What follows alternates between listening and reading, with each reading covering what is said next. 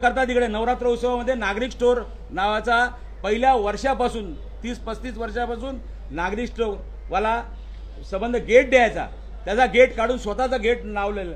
अरे दिघे साहेबांनी एवढा मोठा उत्सव केले, स्वतःचा बोर्ड कधीच लावला नाही। तुम्ही फक्त तुमच्या नावा करता, तुमच्या ह्याच्या करता तुम्ही काम करता। अरे आम्ही सुद्धा तुमच्यापेक्षा सिनियर आहोत आणि आम्ही कधी पक्ष म्हणून तुम्हाला मदत केलेली आहे। तुम्हाला पहिला आमदारकी तिकीट कोणाच्यामुळे मिळाला सांगावं त्यांनी, हिम्मत असेल तर।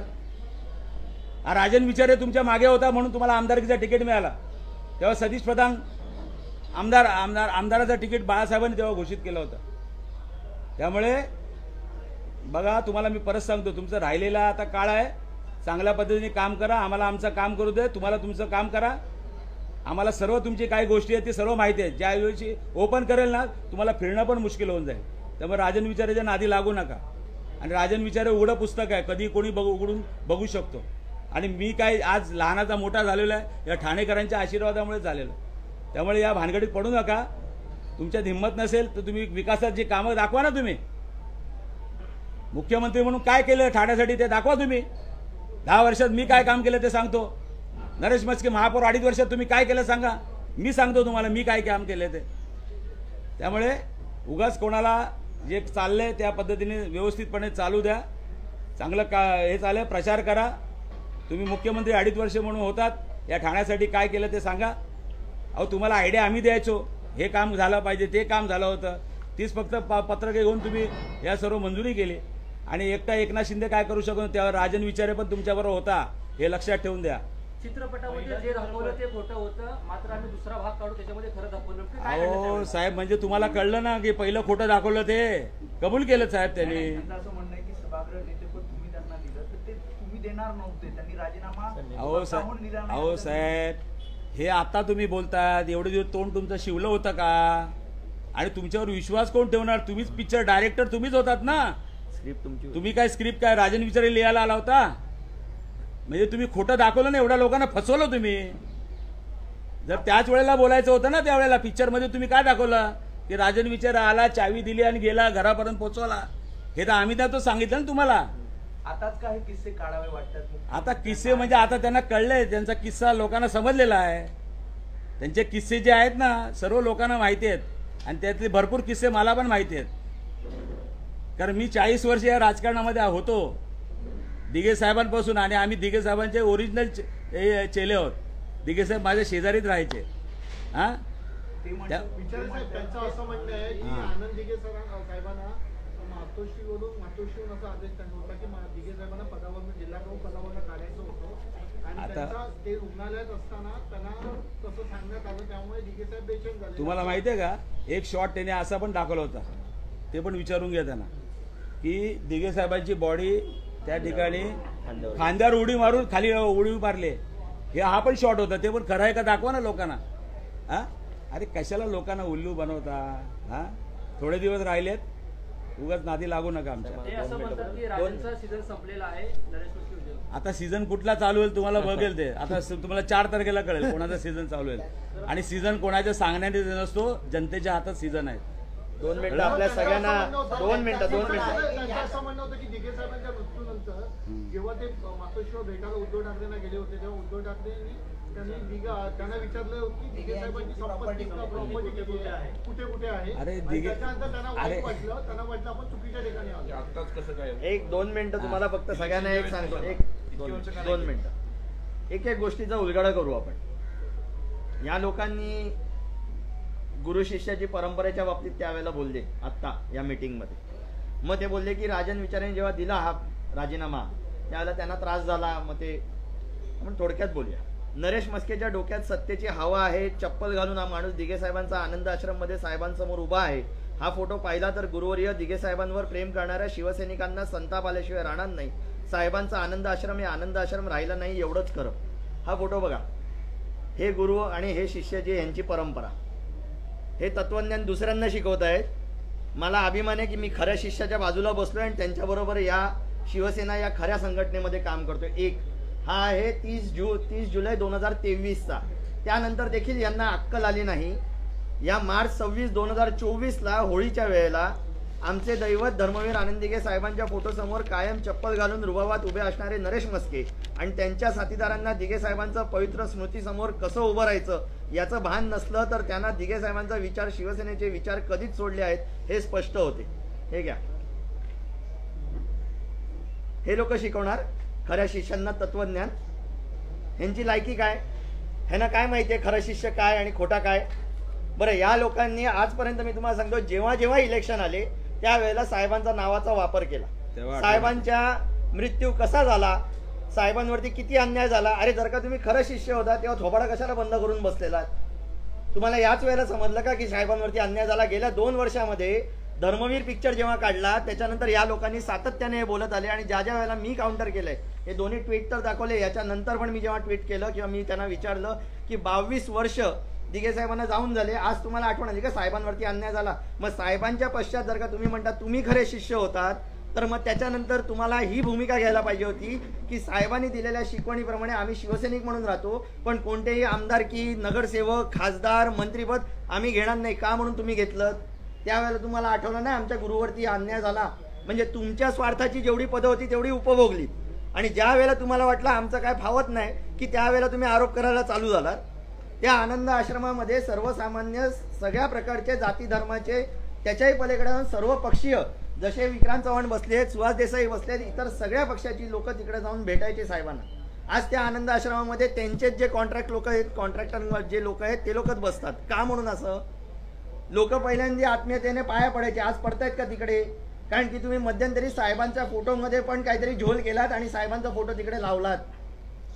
जेव्हा लोकांनी टीका करायला चालू केली त्यावेळेला तुम्ही साहेबांचा फोटो काढलात. आज जेव्हा तुम्हाला माहिती पडलं की तुमच्या पायाखालची वाळू सरकते, 25 लोकसभा मतदारसंघाचा सर्वे जेव्हा काढला तेव्हा तुम्हाला समजते, जेव्हा राजन विचारे जिंकतायत, लोक त्यांना चांगला प्रतिसाद देत आहेत, त्यावेळेला तुमची घालमेल झाली आणि तुम्ही त्यावेळेला उमेदवार शोधत होतात. तुम्हाला जेव्हा उमेदवार मिळाला नाही तेव्हा कोणातरी द्यायचं म्हणून ह्याच्या गळ्यात माळ घातली आणि आज तो तिकडेच जाऊन नतमस्तक होतोय जिकडे चपला घालून उभा होता. बोलण्यासारख्या अनेक गोष्टी आहेत. धर्मवीर पिक्चर तुम्ही काढलात, मगाशी साहेब पण बोलले, अनेक शॉट, आणि त्या लोकांनी स्वतः कबूल केले की आम्ही खरा पिक्चर आणणार आहोत. म्हणजे तुम्ही खोटा पिक्चर दाखवून तुम्हाला जे साध्य करायचं होतं, तुम्हाला जेव्हा इथनं पळायचं होतं, तुम्हाला जेव्हा तुमचा स्वार्थ साधायचा होता त्यावेळेला तुम्ही धर्मवीर पिक्चर काढलात. आणि तो धर्मवीर पिक्चर काढल्यावरती मी पूर्ण महाराष्ट्राच्या जनतेला तुमच्या समक्ष सांगतो की ह्या महाराष्ट्राच्या जनतेची तुम्ही अक्षरशः फसवणूक केलेली आहे. कारण की धर्मवीर पिक्चर बघत असताना आणि दिघे साहेब डोळ्यासमोर ज्यांच्या आले त्यावेळेला लोक रडली, कार्यकर्ते रडले, भावुक झाले आणि आज तुम्ही 2 वर्षानंतर सगळं तुमचं उपभोगल्यानंतर तुम्ही सांगताय की हो आम्ही पिक्चरमध्ये झोल केला. लाज वाटली पाहिजे या लोकांना बोलत असताना या दिघे साहेबांवरनं. यांची खरी म्हणजे लायकी नाही दिघे साहेबांवरती बोलणं. आणि मी या तडफडीने बोलतोय कारण की साहेबांना अग्नी मी दिलाय. मला पूर्णतः माहिती आहे की त्याची जळफळण माझ्या मनामध्ये काय होते. आज जेव्हा मी विचारे साहेबांबरोबर उभा राहतो, अनेक ठिकाणी जातो, लोकांचा प्रतिसाद बघतो, त्यावेळेला मला कळतं की दिघे साहेबांबाबतीत आणि दिघे साहेबांच्या खऱ्या शिष्याच्या बाबतीत लोकांची आत्मीयता काय आहे. या लोकांनी शहाणपणा करू नये, शहाणपणा शिकवू नये. तुम्ही ज्या वेळेला भिका मागत होतात ना, ज्या वेळेला उद्धव साहेबांना बोलवायचा 100 वेळा, आज तुम्ही आरोप प्रत्यारोप करताय. ज्या वेळेला तुम्ही त्या आनंदनगरला थांबायचात ना प्रवेशद्वाराच्या इकडे, जे प्रवेशद्वार गेले 3-4 वर्ष तुटलेलं आहे ते तुम्हाला बांधण्याची अक्कल नाही आली. तुम्ही 3 वर्ष तिकडे थांबलात, त्याच्या अगोदर गेले 22 वर्ष थांबलात, तेव्हा त्यांना प्रत्येक इथले लोकोपयोगी कामाला उद्घाटन करायला तुम्ही त्यांनाच बोलवत होतात, त्यांच्याच हातापाया जोडत होतात, त्यांचेच सत्कार करत होतात. तेव्हा तुम्हाला वाटलं नाही दिघे साहेबांवरती अन्याय झालाय. वेळ आली, स्वतःवरती कठीण प्रसंग उद्भवला की दिघे साहेब आठवतात. मला असं वाटतं महाराष्ट्राच्या जनतेने हा तमाशा स्वतःहून थांबवला पाहिजे यांचा. आणि यांना कुठेतरी जर का खऱ्या अर्थाने दिघे साहेबांना श्रद्धांजली द्यायची असेल तर यांच्या प्रत्येक उमेदवाराचं डिपॉझिट जप्त होईल अशा पद्धतीने मतदान केलं पाहिजे. ही माझी आव्हान आहे या पूर्ण महाराष्ट्राच्या जनतेला. आनंद दिघे गेल्यानंतर त्यांना विचारण्यात आलं की त्यांची प्रॉपर्टी कुठे कुठे असं एकनाथ शिंदे. अहो, जो माणूस स्क्रिप्ट चुकीचं लिहितो, जो 2 वर्षांनी सांगतो की बाबा मी स्क्रिप्ट चुकीची लिहिली आणि ते आज सांगतायत की अशी प्रॉपर्टी विचारली, मग ह्याच्यामध्ये खरं काय आणि आज का? गेले 22 वर्षात नाही आठवलं जेव्हा तुम्ही पद उपभोगत होतात? हा तमाशा दिघे साहेबांच्या नावाने स्वतःचं भांडवल करणाऱ्यांना माझं आव्हान आहे खुलं.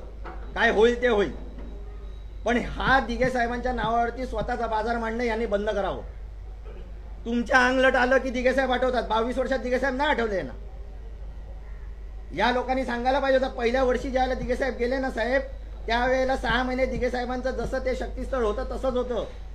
तुम्ही बघितलं असेल की आज दिघे साहेबांचं नाव घेतात, बाळासाहेबांचं नाव घेतात, बाळासाहेबांचे विचार हे करण्यासाठी आम्ही बंड केलं.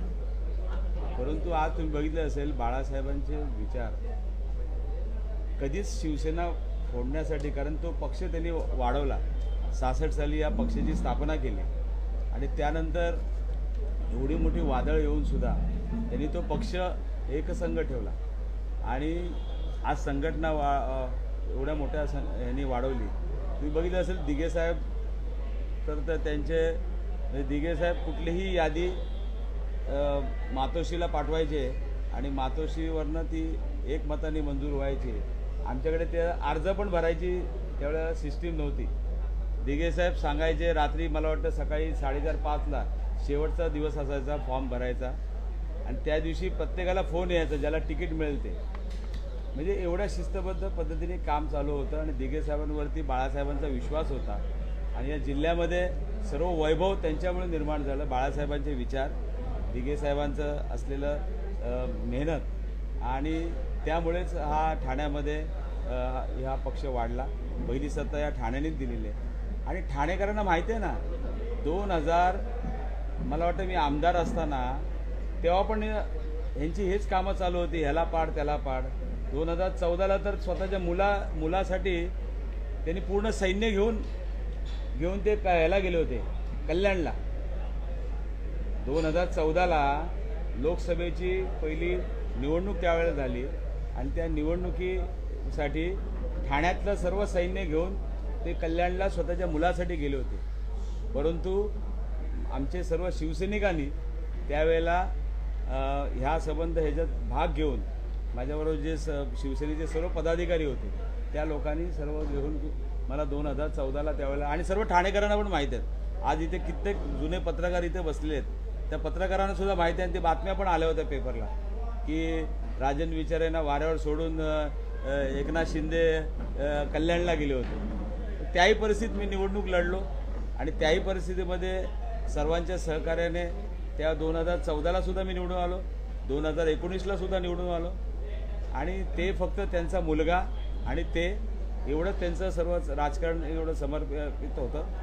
आज तुम्ही बघितलं असेल माझ्यासारखा सामान्य कार्यकर्ता, मला वाटतं मी काय पैसे खर्च करून कधीच निवडून आलो नाही, तर माझ्याकडे काय खोके नव्हते. मी सर्वसामान्य घरातला माणूस कार्यकर्ता आज जवळजवळ किती वर्ष काम करतोय. पक्षांनी मला बाळासाहेबांच्यामुळे, धर्मवीर आनंद दिघे साहेबांच्यामुळे, उद्धव साहेबांच्यामुळे माझ्यासारख्या एका सामान्य कार्यकर्त्याला न मागता सर्व मिळालं. राहिलं सभागृहाचं पद, ज्यावेळेला ह्यांची 2 मुलं गेली तेव्हा मी स्वतः त्यांच्या त्या बॉडी आणण्याकरता तिकडे गेलो होतो. ह्यांच्यावर दुःखाचा डोंगर झाला होता त्यावेळेसुद्धा मी त्यांच्याबरोबर होतो. इव्हन शेवटच्या क्षणाबरोबर त्यांच्याबरोबर होतो. ज्यावेळेला ते विधान परिषदेमध्ये सर्व ही जे काही त्यांनी केलं, बंड किंवा गद्दारी केली, त्यावेळेसुद्धा मी त्यांच्या शेवटच्या क्षणाबरोबर होतो. आणि ते बघितलं असेल तुम्ही की कशा परिस्थितीमध्ये त्यांनी ते सर्व केलं. शेवटी या खुर्चीकरताच तुम्ही सर्व केलं ना. तुम्हाला जर उद्धव साहेबांनी सांगितलं होतं तुम्हाला मुख्यमंत्रीपद पाहिजे असेल तर मी देतो, बंगला सोडला तरी तुमचा हट्ट होईना. तुम्हाला शिवसेना संपवायचीच होती. आणि अशा परिस्थितीमध्ये ठाणेकर, मला वाटतं आमचे पत्रकार मित्रसुद्धा माहिती आहेत, राजन विचारे काय आहे, नरेश मस्के काय आहे आणि एकनाथ शिंदे काय, हे सर्व पत्रकारांना माहिती आहे, ठाणेकरांना. आणि ही लोक माझ्याबरोबर आज तुम्ही बघितलं असेल कुठेही भाड्याने माणसं आणलेली नाहीत. हे सर्व कार्यकर्ते, सर्व पक्षाचे, महाविकास आघाडीचे सर्व पक्षाचे कार्यकर्ते, काँग्रेस असेल, राष्ट्रवादी असेल, आप असेल, संभाजी ब्रिगेड असेल, RPI असेल, ही सर्व मंडळी दिवस रात्र माझ्याबरोबर काम करत आहेत. आज बघितलं एवढ्या मोठ्या 45 डिग्रीमध्ये सुद्धा ही सर्व फॉर्म भरायला आले होते. आणि आज गेले किती दिवसापासून हा माझा प्रचार गेले 3-4 महिन्यापासून त्या ठिकाणी चालू आहे. हे सर्व काय एकटा राजन विचारे करू शकत नाही. हे सर्व पक्षाचं सहकार्य आहे, सर्व पक्षाचे नेते आहेत त्या ठिकाणी. कालची सभा झाली, परवा आम्ही कोपरी पाचपाखाडीमधून त्या ठिकाणी रॅली काढली, सर्व लोकांचा सहभाग होता. या इथे कुठलेही भाड्याने माणूस आलेला नाही. आणि तुम्ही काय बोलता हो, तुम्ही पिक्चर काढला धर्मवीर यांच्या नावाखाली. अहो साहेब, तुम्ही कुठले खिशातले पैसे घालून काढला? सर्व कार्यकर्त्यांनी पैसे घेऊन ते तिकीटं काढून सर्व हे केलं होतं. तुम्ही काहीच केलेलं नाही खर्च. मी स्वतः किती शो घेतलेले आहेत, प्रत्येक विभाग प्रमुखाला शो दिले होते. तुमच्या खिशातले पैसे तुम्ही दिले तेवढेच. तुम्ही काय सांगता एवढं हे केलं ते केलं, आणि तुमच्याकडे सर्व महानगरपालिका होते. काय धंदे केले तुम्हाला लोकांना माहिती आहे ना. नरेश म्हस्के किंवा ही सर्व मंडळी आहे त्या महापालिकेमध्ये काय करत होते, भ्रष्टाचार तिथे करत होते. आणि या भ्रष्टाचार तिकडे कोणाला म्हणायचे, गोल्डन गँग आणि ते गँग, हा काय प्रकारची टेंडर सेटिंग करायची, काय करायचे. आज ठाणे महापालिकेची काय वाट लावून ठेवले तुम्ही. या ठाणे महापालिकेत जनतेचा पैसा कर रुपये तिकडे आलेले आहेत विकास कामासाठी, काहींची पोटं भरण्यासाठी केलेले आहेत. आज तुम्ही बघितलं असेल संपूर्ण महानगरपालिका खाली करून ठेवलेले आहेत. शासनाकडून पैसे द्यावे लागतात. 1 महिन्यापूर्वी 15 कोटी रुपये फक्त त्या महानगरपालिकेमध्ये होते. सर्व गव्हर्नमेंटकडून फंड आणून तुम्ही ती महापालिका चालवतात. काय महापालिकेचं तुम्ही कारोबार तुम्ही केलेले आहेत. महापालिकेची वाट लावून ठेवले, मुंबई महापालिकेची वाट लावून ठेवलेत. आज महापालिकेचे हे जे पैसे काढलेत तुम्ही, कर्मचाऱ्यांचे भविष्य निधीचे पैसे काढलेत तुम्ही. रिटायर झाल्यानंतर त्या कर्मचाऱ्याला पैसे द्यावे लागतात, त्याच्यावरती तुम्ही डल्ला मारलेला आहे. आणि कसलं तुम्ही सांगताय दिघे साहेबांना, तुम्ही आलात कधी हो. आम्ही बोलत नाही, अजूनही बोललेलं नाही. मला बोलायला लावू नका.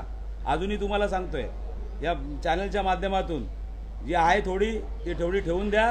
कारण तुमच्याबरोबर तुमच्यापेक्षा जास्त पावसाळे या राजन विचारांनी काढले, आणि त्या पक्षाचे अजूनही प्रामाणिक आहे. तुमच्यासारखा गद्दार झालेला नाही. त्यामुळे तुम्हाला बोलायचा काही हक्क नाही. यात नरेश म्हस्केला राजन विचारे घेऊन आला होता काँग्रेसमध्ये जेव्हा चालला होता, तेव्हा या शिवाजी मैदानामध्ये त्यांचा प्रवेश होता. त्यावेळेला मी घेऊन आलो, आणि ते कोणाच्या सांगण्यामुळे, उद्धव साहेबांच्या सांगण्यामुळे, की जाऊ दे त्या राजनला आपल्या त्या ह्याला घेऊन ये, तू नरेशला घेऊन ये. मी तेव्हा समजून त्याच्या घरी गेलो होतो सांगायला, की बाबा जाऊ दे आता काय झालं, तुझं एकनाथ शिंदेचं असेल पण शिवसेनेने काय तुझं केलं. तेव्हा एकनाथ शिंदेला कंटाळून हाच माणूस चालला होता. आणि तुम्ही काय सांगता हो, पक्षाची गोष्टी करता. हा तुम्ही त्यावेळेला 2000 मला वाटतं 13ला आमदार असताना तेव्हा सुद्धा काँग्रेसमध्ये चालला होता. तुम्ही कुठल्या पक्षाची तरी प्रामाणिकपणे राहिलात का. तुम्ही त्यावेळेला 5 आमदार घेऊन तुम्ही स्वतः मिळून 4 आणि तुम्ही स्वतः आमदार घेऊन काँग्रेसमध्ये प्रवेश करणार होता. हा तुमच्या बरोबरचे ज्यावेळेला प्रवेश करायचा होता तेव्हा 4 आमदार त्यावेळेला हे झाले की काँग्रेसच्या तिकीटावर आम्ही कसं काय निवडून येणार. आणि त्यावेळेला ते बॅक झाल्यानंतर तुमचं हे बंड फसलं. हे तुमचं आजचं नाही, हे प्रत्येक वेळेला पक्षाची. तुम्ही काय पक्ष वाढायला हो. काय होती जिल्ह्यामध्ये परिस्थिती, किती आमदार होते शिवसेनेचे, काय केलं तुम्ही. सर्व फक्त सेटिंग करत राहिलात तिकडे. तुम्ही याला फोड त्याला फोड, हे कर ते कर. कुठला पक्ष असा सोडलाय त्यांनी सांगा मला. मनसे फोडली त्यांनी, त्यानंतर बीजेपीचे हे फोडले. कुठल्या पक्षाची हे ठेवली सांगा मला. काँग्रेसची लोक फोडली, राष्ट्रवादीची लोक फोडली. हा आज कशा पद्धतीने ठाणे जिल्हा जो दिघे साहेबांचा बालेकिल्ला होता, शिवसेनेचा बालेकिल्ला होता, आज काय झाली परिस्थिती सांगा मला. कशा पद्धतीने काम करता. आणि तुम्ही तर तेव्हा मंत्री होतात ना, तुम्हाला कुणी रोखलं होतं. त्यामुळे आज बघा तुम्हाला सांगतोय प्रचार आमचा व्यवस्थित चालू आहे. आमची इंडिया महाविकास आघाडीच्या माध्यमातून सर्व आमचे कार्यकर्ते आता दुसऱ्या टप्प्यामध्ये हा प्रचार आमचा चालू आहे. आणि लोकांसमोर आम्ही 2-2, 3-3 वेळा गेलेलो आहेत कामाच्या जोरावरती. आज आम्ही लोकांकडे जाऊन त्या लेखाजोगा त्या ठिकाणी घेतोय. 10 वर्षात केलेली कामं दाखवतोय. अरे त्यांना सुद्धा माहीत सुद्धा नाही. 2.5 वर्ष कोरोनाच्या काळात नरेश म्हस्के होते कुठे. ज्यावेळेला मनसेने आंदोलन केलं होतं घराच्या बाहेर पडले, ते सारखे हात धुवत होते. कळलं की नाही. त्यांनी आम्हाला शिकू नये. आम्ही दिवस रात्र काम करणारी कार्यकर्ते हो साहेब.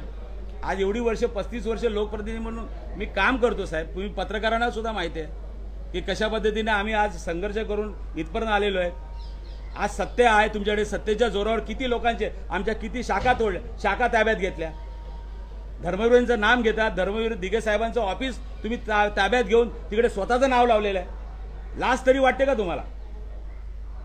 दिघे साहेबांच्या ऑफिसला दिघे साहेबांनी कधी नाव नव्हतं दिलं होतं. आनंद आश्रम म्हणून नाव होतं, ते तुम्ही काढून स्वतःचं नाव लिहिलं. नवरात्र उत्सव करता तिकडे. नवरात्र उत्सवामध्ये नागरिक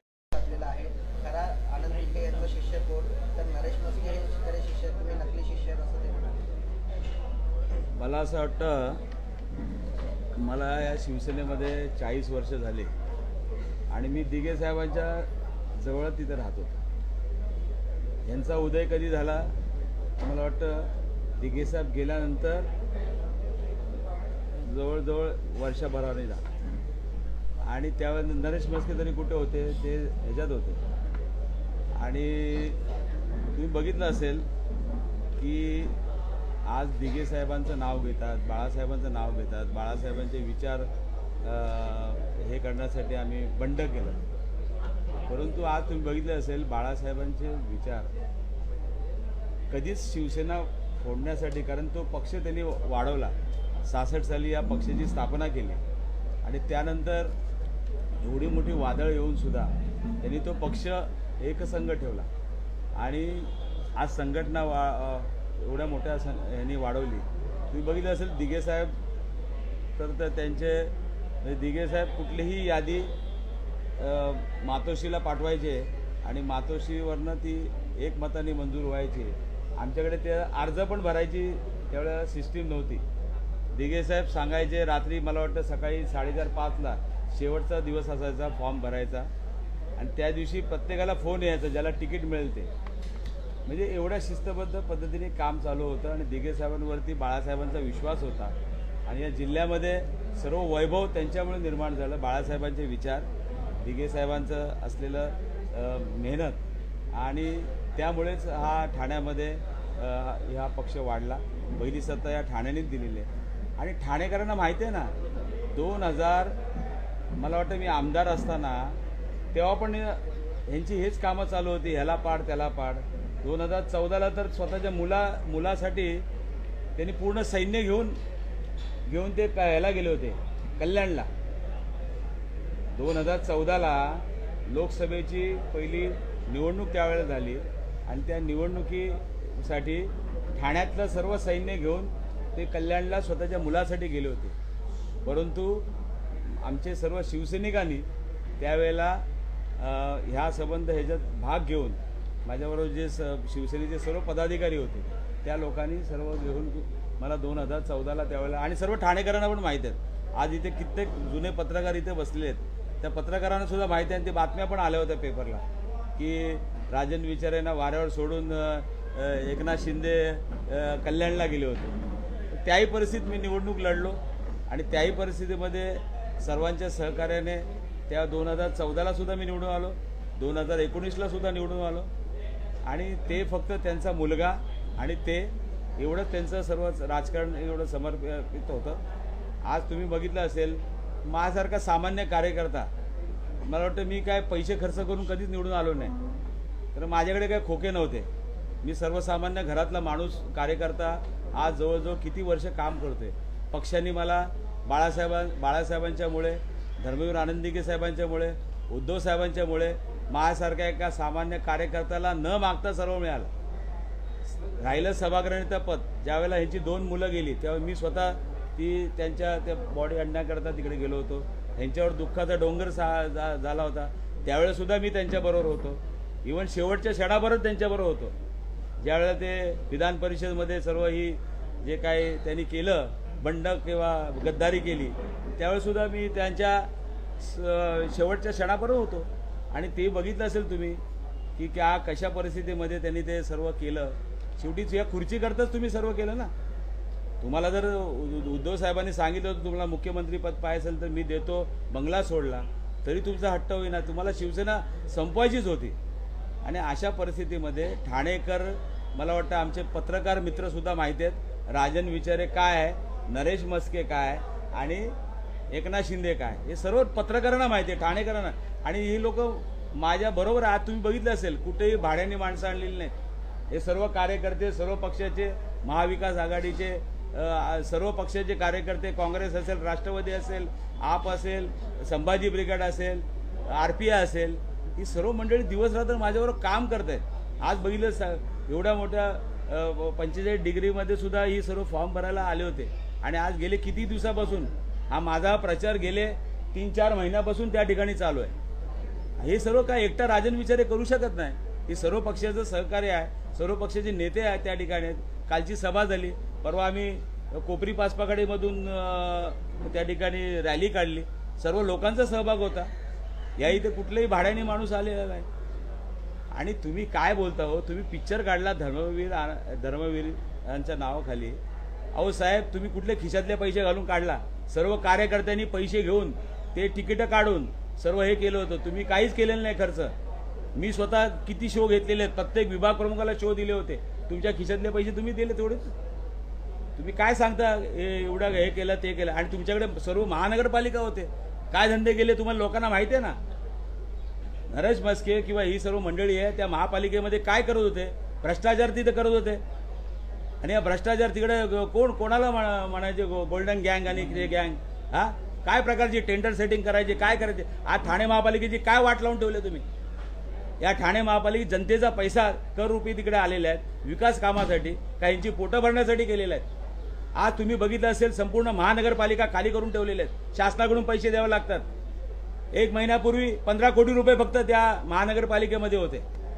सर्व गव्हर्नमेंटकडून फंड आणून तुम्ही ती महापालिका चालवतात. काय महापालिकेचं तुम्ही कारोबार तुम्ही केलेले आहेत. महापालिकेची वाट लावून ठेवले, मुंबई महापालिकेची वाट लावून ठेवलेत. आज महापालिकेचे हे जे पैसे काढलेत तुम्ही, कर्मचाऱ्यांचे भविष्य निधीचे पैसे काढलेत तुम्ही. रिटायर झाल्यानंतर त्या कर्मचाऱ्याला पैसे द्यावे लागतात, त्याच्यावरती तुम्ही डल्ला मारलेला आहे. आणि कसलं तुम्ही सांगताय दिघे साहेब, तुम्ही आलात कधी हो. आम्ही बोलत नाही, अजूनही बोललेलं नाही. मला बोलायला लावू नका. अजूनही तुम्हाला सांगतोय या चॅनलच्या माध्यमातून जी आहे थोडी ती ठेवून द्या. कारण तुमच्याबरोबर तुमच्यापेक्षा जास्त पावसाळे या राजन विचारांनी काढले आणि त्या पक्षाचे अजूनही प्रामाणिक आहे. तुमच्यासारखा गद्दार झालेला नाही. त्यामुळे तुम्हाला बोलायचा काही हक्क नाही. यात नरेश म्हस्केला राजन विचारे घेऊन आला होता काँग्रेसमध्ये जेव्हा चालला होता तेव्हा. या शिवाजी मैदानामध्ये त्यांचा प्रवेश होता, त्यावेळेला मी घेऊन आलो. आणि ते कोणाच्या सांगण्यामुळे, उद्धव साहेबांच्या सांगण्यामुळे, की जाऊ दे त्या राजनला आपल्या त्या ह्याला घेऊन ये, तू नरेशला घेऊन ये.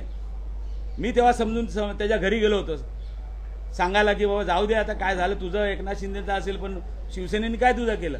तेव्हा एकनाथ शिंदेला कंटाळून हाच माणूस चालला होता. आणि तुम्ही काय सांगता हो, पक्षाची गोष्टी करता. हा तुम्ही त्यावेळेला 2000 मला वाटतं 13ला आमदार असताना तेव्हा सुद्धा काँग्रेसमध्ये चालला होता. तुम्ही कुठल्या पक्षाची तरी प्रामाणिकपणे राहिलात का.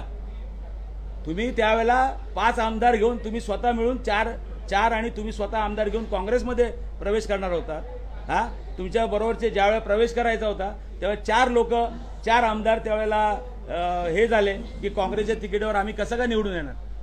आणि त्यावेळेला ते बॅक झाल्यानंतर तुमचं हे बंड फसलं.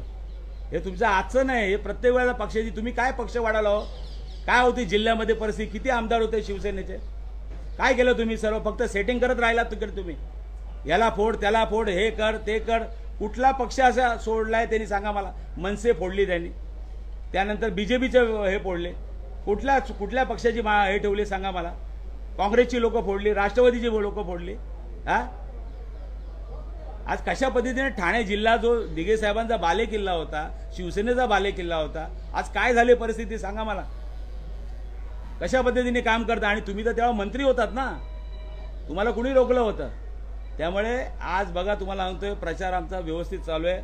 आमची इंडिया महाविकास आघाडीच्या माध्यमातून सर्व आमचे कार्यकर्ते आता दुसऱ्या टप्प्यामध्ये हा प्रचार आमचा चालू आहे. आणि लोकांसमोर आम्ही 2-2, 3-3 वेळा गेलेलो आहेत कामाच्या जोरावरती. आज आम्ही लोकांकडे जाऊन त्या लेखाजोगा त्या ठिकाणी घेतोय. 10 वर्षात केलेली कामं दाखवतोय. अरे त्यांना सुद्धा माहीत सुद्धा नाही. 2.5 वर्ष कोरोनाच्या काळात नरेश म्हस्के होते कुठे. ज्यावेळेला मनसेने आंदोलन केलं होतं घराच्या बाहेर पडले, ते सारखे हात धुवत होते. कळलं की नाही. त्यांनी आम्हाला शिकू नये. आम्ही दिवस रात्र काम करणारी कार्यकर्ते हो साहेब. आज एवढी वर्ष 35 वर्ष लोकप्रतिनिधी म्हणून मी काम करतो साहेब. तुम्ही पत्रकारांना सुद्धा माहिती आहे की कशा पद्धतीने आम्ही आज संघर्ष करून इथपर्यंत आलेलो आहे. आज सत्य आहे तुमच्याकडे. सत्तेच्या जोरावर किती लोकांचे आमच्या किती शाखा तोडल्या, शाखा ताब्यात घेतल्या. धर्मवीरांचं नाम घेतात. धर्मवीर दिघे साहेबांचं ऑफिस तुम्ही ताब्यात घेऊन तिकडे स्वतःचं नाव लावलेलं आहे. लाज तरी वाटते का तुम्हाला. दिघे साहेबांच्या ऑफिसला दिघे साहेबांनी कधी नाव नव्हतं दिलं होतं. आनंद आश्रम म्हणून नाव होतं, ते तुम्ही काढून स्वतःचं नाव लिहिलं. नवरात्र उत्सव करता तिकडे. नवरात्र उत्सवामध्ये नागरिक